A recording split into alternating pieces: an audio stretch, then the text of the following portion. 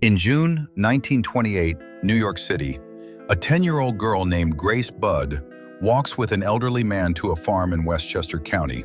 She never returns.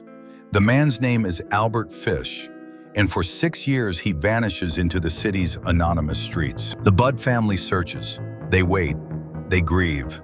And then, in 1934, a letter arrives. It comes in a plain envelope. No return address. The handwriting is small, precise, almost elegant. Inside, the letter describes in calm, grammatically perfect language what happened to Grace.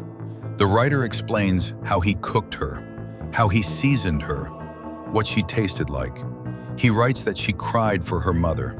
Then he signs it with a cruel joke. Yours truly. The Budd family does not know who sent it, but they know one thing.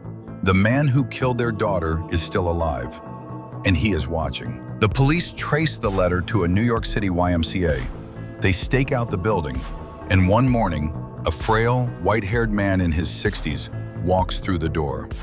He looks like a retired grandfather. He speaks softly. He offers no resistance. When the detectives question him, he does not run. He does not scream. He sits down and calmly confesses to murders no one even knew existed. The newspapers expect a monster.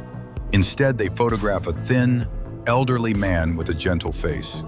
The public is horrified, not because he looks evil, but because he does not. During the trial, an X-ray reveals dozens of needles buried deep in his own body, self-inflicted. Years of pain he chose. His lawyers argue insanity.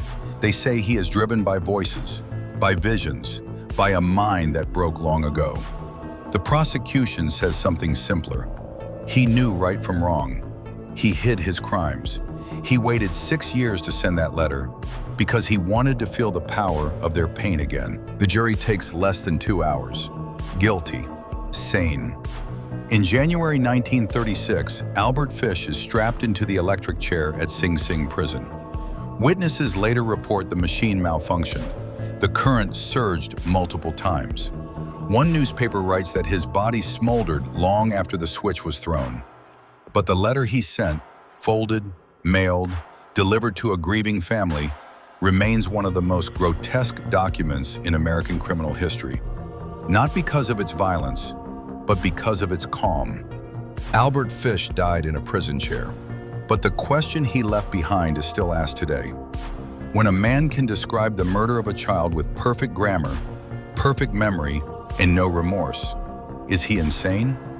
Or is that exactly what sanity looks like in the mind of a psychopath?